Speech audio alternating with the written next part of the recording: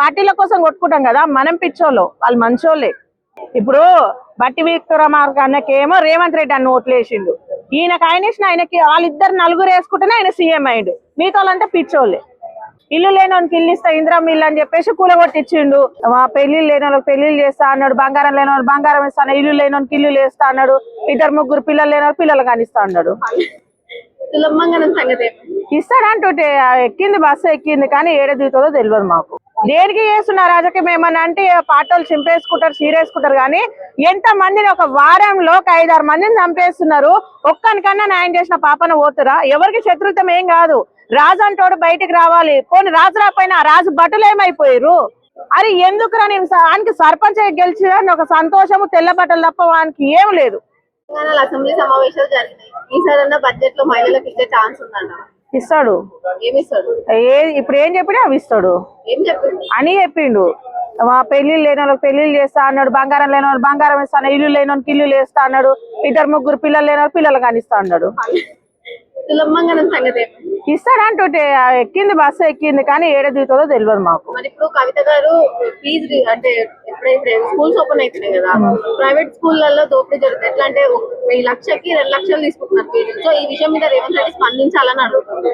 ఆయన ఎందుకు స్పందిస్తాడు? పట్టించుకుంటూ ఇప్పటికి కూడా ఇప్పుడు ఎగ్జామ్ రాసేటోళ్ళు ప్రతి ఒక్క పిల్లల స్కూల్ ఫీజులలో తక్కువనే చేసిండు. ఉతైనా హాల్ టికెట్లు ఇప్పించిండు. తెలియదు ఏంది నీకు? ఇదాకా రాలే, మరి నువ్వు ఏ మైకంలో ఉన్నావు మరి తెలియదు, కానీ ఇప్పించిండు. సగానికి సగం ఫీజు అయిపోయింది, ఉత్తగా హాల్ టికెట్ ఇచ్చిరు. ఇప్పుడు అంటే ఇప్పుడు ఆయన ఏమంటున్నారంటే, పబ్లిక్ కాలేజ్ పిల్లలు ఏమంటున్నారంటే, మేము ఆయన నమ్ముకొని ఆయన గెలిపించుకున్నాము, అట్లాంటిది మాకే అన్యాయం చేశాడు ఆయన అని చెప్పి అసెంబ్లీ ముందు ధర్నాకు దిగారు. దాని గురించి న్యాయం చేసిన వరకు, మరి న్యాయం చేసిన వరకు ఇప్పుడు రేవంత్ రెడ్డి అన్న ఎవరికి న్యాయం ఏం చేయలేదు. ఇల్లు లేనోనికి ఇల్లు ఇస్తా, ఇందిరమ్మ ఇల్లు అని చెప్పేసి కూలగొట్టించిండు. వాళ్ళు ఉన్న ఏదో గుడిసెల్లో ఉన్నారు, 1 లక్షనో 2 లక్షలు అప్పు చేసుకొని అట్లా ఆగమైపోయారు. తులం బంగారం ఇస్తా అన్నాడు, ఆశపడి ఓట్లేసి అదే పోయింది. ఇంతకుముందు కన్నా కనీసం 1,20,000 నా కేసీఆర్ వచ్చినాయి, కానీ ఇప్పుడు ఆయనతో కూడా లేవు. ఏమన్నా ఆయన చేసిండని ఇప్పుడు దేనికి చేస్తున్న రాజకీయం ఏమన్నా అంటే పాటలు చింపేసుకుంటారు, చీరేసుకుంటారు, కానీ ఎంత మందిని ఒక వారంలో ఒక 5-6 మందిని చంపేస్తున్నారు. ఒక్కనికన్నా న్యాయం చేసిన పాపన పోతురా? ఎవరికి శత్రుత్వం ఏం కాదు. రాజు అంటోడు బయటికి రావాలి, పోనీ రాజు రాపోయినా రాజు బట్టలు ఏమైపోయారు? ఏ ఒక్కరు ఎందుకు వస్తలేరు? మంత్రులు కానీ, ఎమ్మెల్యేలు కానీ, ఎంపీలు కానీ ఎవరు వస్తలేరు. అన్న మీరు నెరవేర్చిరా? ఊర్లలో పోయి సర్పంచ్ల పరిస్థితి చూడు ఎట్లుంది. ఒక్కొక్కరిది పాత బిల్లులు రాక, ఇప్పుడున్న బిల్లులు రాక పిల్లలను అమ్ముకోవాల్సి వస్తుంది, పిల్లల మీద బంగారం అమ్ముకోవాల్సి వస్తుంది. అది ఎందుకురా? నేను ఆయనకి సర్పంచ్ గెలిచిన ఒక సంతోషము, తెల్ల బట్టలు తప్ప వానికి ఏం లేదు. సర్పంచ్ గా ఓడినోడు సంతోషంగా ఉన్నాడు. అప్ప అయిపోయినా కదా, ఇప్పుడు కాకపోతే ఇంకా 5 ఏళ్ళ వరకు సంపాదించుకున్నాడు. వీళ్ళు తిప్పి కొడితే ఇంకా 2 సంవత్సరాలు ఉంది. 2 సంవత్సరాలలో వాడు మోరీలు ఏం చేస్తాడు, కరెంట్ ఏం చేస్తాడు, నీళ్ళే నుంచి చేస్తాడు, బిల్లులు పాస్ అయితే లేవా? ఎట్లా చేస్తాడు? ఇక పిల్లని నమ్ముకోవాలి, లేకపోతే ఆ పిల్ల మీద బంగారం అని నమ్ముకొని ఊరికి అన్న అమ్మిలు నెరవేర్చాలి. నెక్స్ట్ 2.5 సంవత్సరాలు బోనస్ గా నేనే చేస్తా అంటున్నాడు. బోనసా? మరి ఏడ డ్యూటీ చేసిండు ఈయన? బోనస్ ఈయనకి ఏడ డ్యూటీ చేసిండు? ఏడైతే డ్యూటీ అయితే ఏం చేయలే కదా. ఎంత మంది ఊర్లలో బాధపడుతున్నారు. ఒక్కొక్కడు నెక్స్ట్ టైం సర్పంచ్ కాదుగా, వార్డ్ నెంబర్ కూడా నన్ను నమ్మేటట్లేదు అని ఏడుస్తారు ఊర్లలో. ఆ బిల్లులన్నా పాస్ చేయొచ్చుగా. 24 గంటలు ఎంతసేపు నేను అది చేస్తున్నాను ఇది చేస్తున్నాను. గవర్నమెంట్ డ్యూటీ చేసేవానికి కరెక్ట్ 12 గంటలు, 8 గంటలు, 9 గంటలు. మరి సర్పంచ్కి 24 గంటలు ఊర్లలోనే ఉంటారు. వాని పరిస్థితి ఏంది? వాడిని ఎవరు పట్టించుకోవాలి? వాళ్ళ గురించి ఎవరు మాట్లాడరు. ఊర్లోకైనా అనుకో, ఎందుకు గెలిచినావు నువ్వు సర్పంచ్ వై? అన్నా మీరు నెరవేర్చారని మొహం ముందలు ఉమ్మిస్తారు. ఇప్పుడు ఈయన రాజు, తెలంగాణ ఎంతవరకు ఉంది అంతవరకు ఈయన సీఎం. ఈయన ఇప్పుడు ఏనో మూలన వంతాడు, ఏనో మూలల వై వంతాడు రేవంత్ రెడ్డి అన్న. ఎవరినైతే ఊర్లో ఉన్న సర్పంచ్, అరే నువ్వు నీ ముఖం చూసి వేసినావు మేము ఓట్లు అంటారు. ఏం చేస్తారు ఆ సర్పంచ్లు? అయితే ఏడ్చేది ఒకటే తక్కువ. ఇంకోటి ఏంటంటే ఆయన జాబ్ నోటిఫికేషన్ ఇస్తాను అని చెప్పేసి చెప్పాడు, మరి ఇప్పుడు కూడా జాబ్ నోటిఫికేషన్స్ ఇవ్వట్లేదు. దాని గురించి ఈ అన్న మాటలు ఏమి ఇచ్చిండమ్మా మా అన్న? అంత బాగా మాట్లాడతావు ఎందుకో? ఏమి ఇచ్చిండు ఇప్పటి వరకు? ఏ నుంచి తెచ్చిమంటున్నావు? మా అన్న ముందే నా కష్టం చేస్తున్నాం మా రేవంత్ రెడ్డి అని. ఏ నుంచి తెచ్చియాలి? ఎంతమంది నన్ను బతికేయాలి?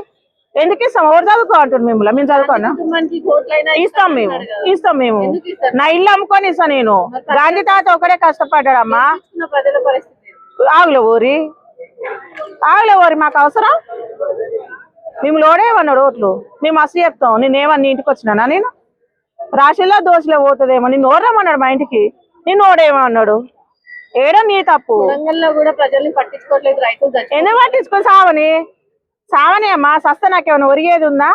నాకు కడుపు నీతుంది చాలు, లంజ వస్తుంది మంచం విరుగుతుంది, నాకేం అవసరము? నాకు అవసరమా? ఓన్ కోసం వ్యవసాయం చేస్తున్నావు, నా కోసం చేస్తున్నావా, నా పిల్లల కోసం చేస్తున్నావా? నా కోసం చేసినప్పుడు అప్పుడు మాట్లాడతాను నేను. సీఎం నేనే అంటున్నాను. ఆయననే మరి ఇంత అభివృద్ధి చేసినాక ఆయన కాకపోతే నేను ఉంటానా? ఇంత అభివృద్ధి చేసినాక తెలంగాణకు రేవంత్ రెడ్డి అన్న ఇన్ని పథకాలు తెచ్చిండు, ఎంతో మందికి రోడ్లు లేని కాడ రోడ్లు వేపించిండు, పింఛన్లు లేని పింఛన్లు ఇచ్చిండు, బంగారం లేని బంగారం ఇచ్చిండు. మరి ఆయన కాకపోతే ఎవరు ఉంటారు? మా అయ్యి ఉంటాడా? అన్ననే ఉంటాడు. మళ్ళీ ఇంకా 30 ఏళ్ళ దాకా ఆయన రేవంత్ రెడ్డి అన్న. విక్రమార్క మా అన్న నెక్స్ట్ సీఎం పోస్ట్ ఇస్తే ఆయనకే ఇస్తా అంటారు. మరి ఆలాలు చుట్టాలేనాయే. ఇప్పుడు బట్టి విక్రమార్క అన్నకేమో రేవంత్ రెడ్డి అన్న ఓట్లు వేసిండు, ఈయనకు ఆయన వేసిన ఆయనకి వాళ్ళిద్దరు నలుగురు వేసుకుంటేనే ఆయన సీఎం అయ్యిండు. మిగతా వాళ్ళంతా పిచ్చోళ్ళే. ఇప్పుడు వీళ్ళు పార్టీల కోసము కవితక్క కానీ మిగతా అందరూ కొట్టుకుంటారు కదా, మరి పెళ్లికి ఎందుకు పిలవచ్చు ఈయన కవితక్కని?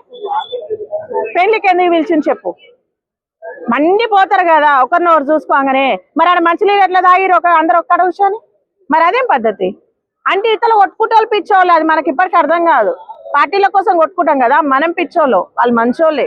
నీళ్లు తాగిరను కాబట్టి ఒకటి అడుగుతున్నాక, మరి కేటీఆర్ ప్రశ్నలకి అసెంబ్లీలో రేవంత్ రెడ్డి నీళ్లు తాగిన వీడియో వైరల్ అయింది, దాని గురించి ఇప్పుడు కేటీఆర్ అంటే పెద్దోళ్ళు అయ్యాళ్ళు, నేను చిన్న ఆయన అయ్యే, మరి తాగాల్సిందే, తాగుతాడు. కేటీఆర్ ప్రశ్నలకే రేవంత్ రెడ్డి నీళ్లు తాగిండు, ఏం సమాధానం చెప్పలేక అన్న మాట వచ్చింది.